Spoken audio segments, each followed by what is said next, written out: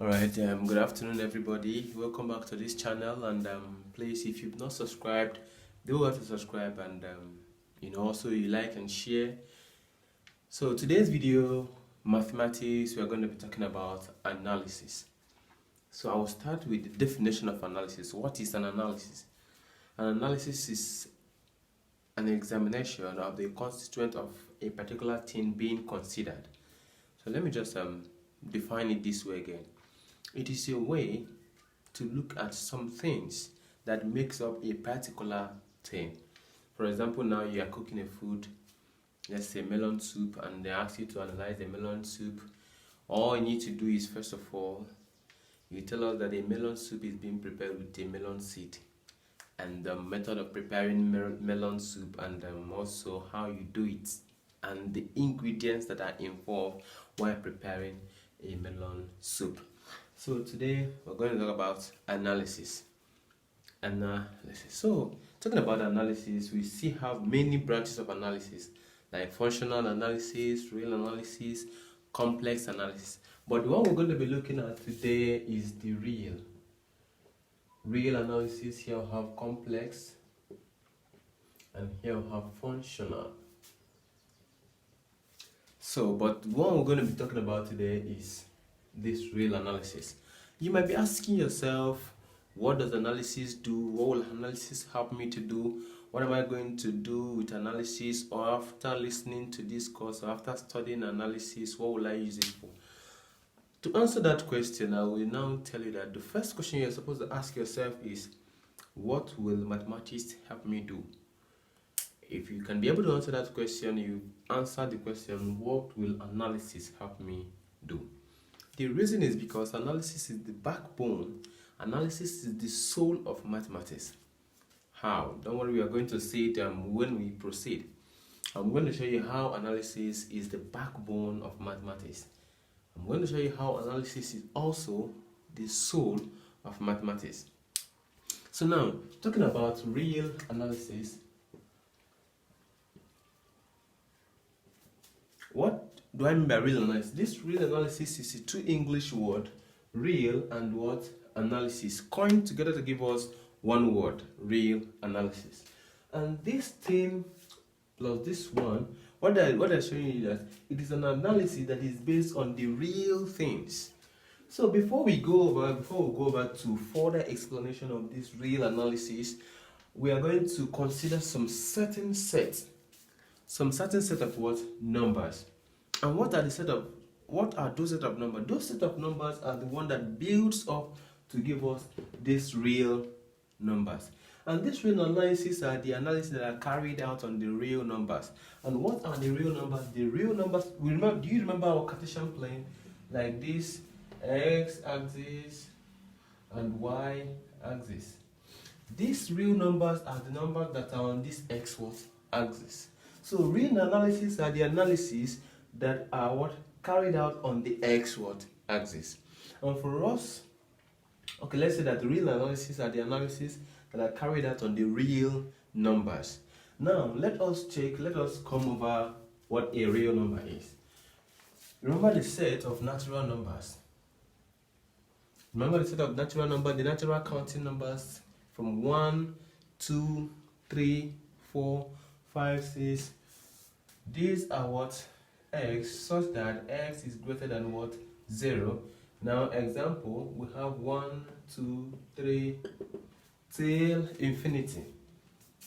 So, but in this set is not complete. This set is not complete. For example, if we carry out an arithmetic on this set, we say 2 plus 2 is going to give us 4, and the 4 is also inside this number, inside this natural number, because here we're going to have what? 4. But when we do 2 minus 3, it is going to give us minus 1. The minus 1 is not here.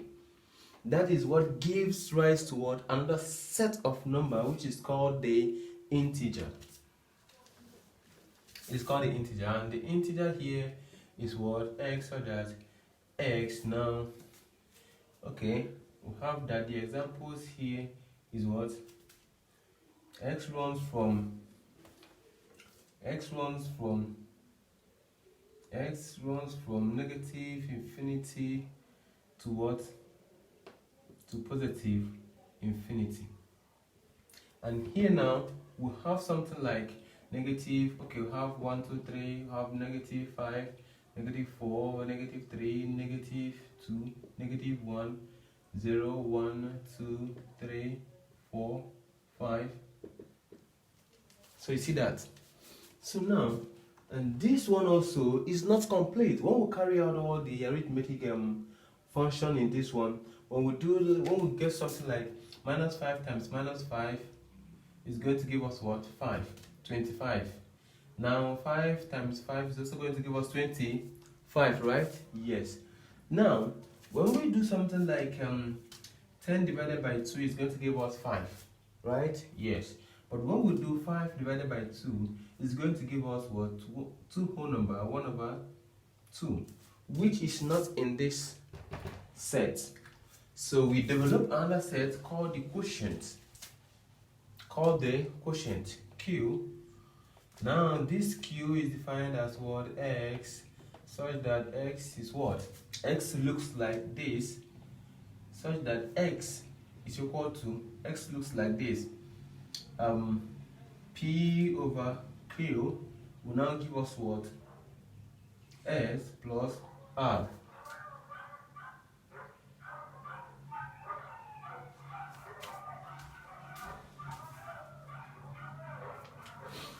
So it's now going to give us what?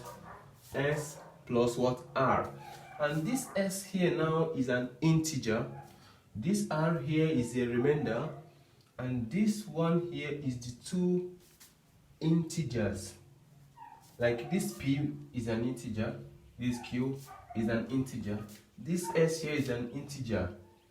And this R here is the remainder, which is still an integer. So whenever X looks like this, we know we are having what? A quotient.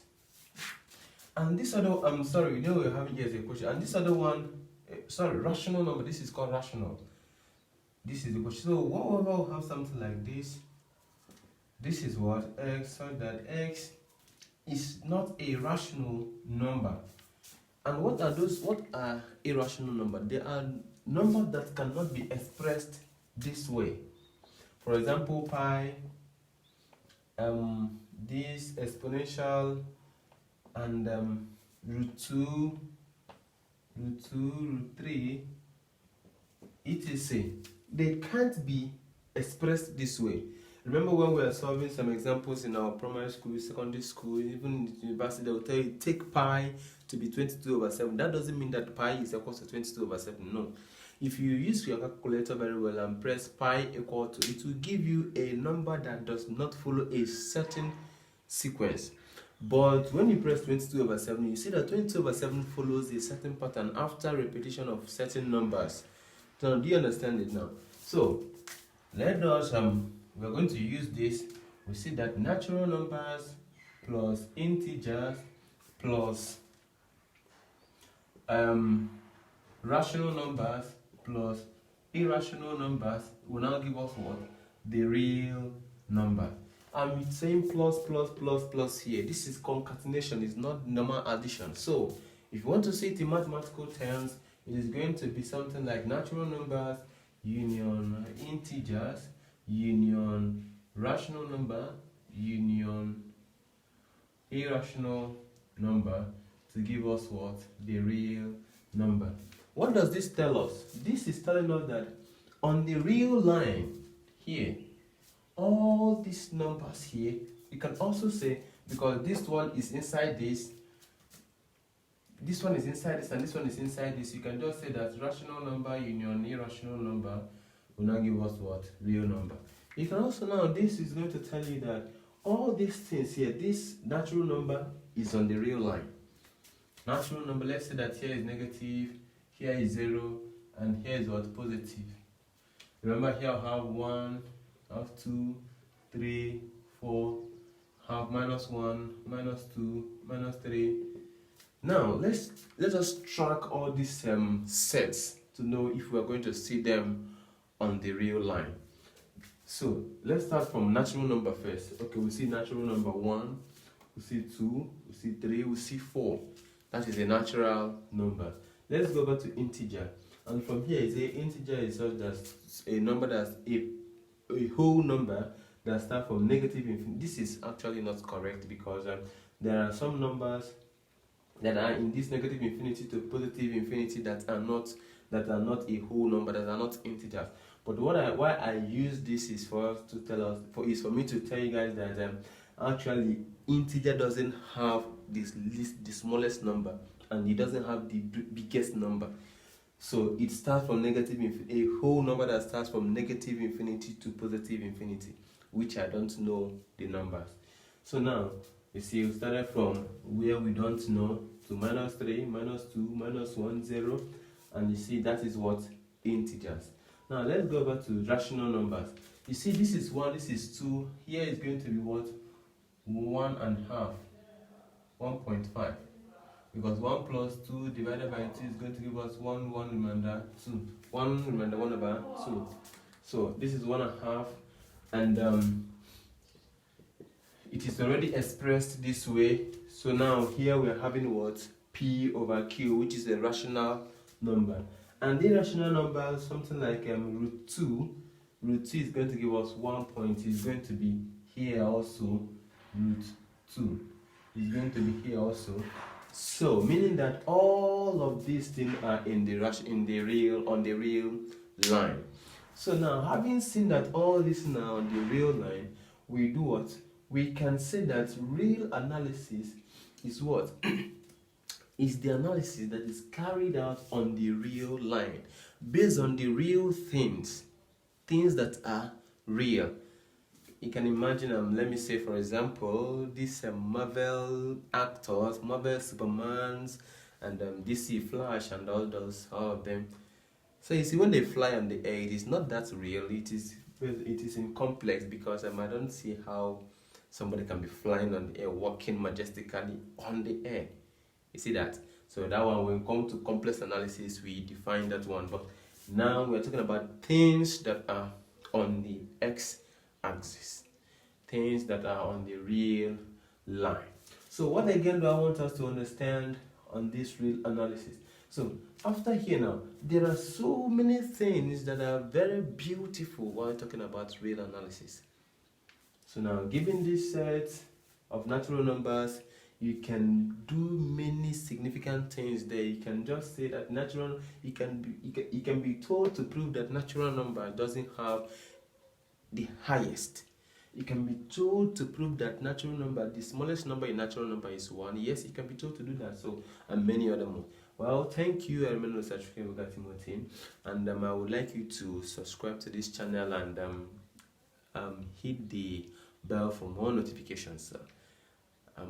I'll be expecting you to watch the next video after this one. There I'll be doing some examples and some solvings and further explanations. Thank you. Do have a nice day.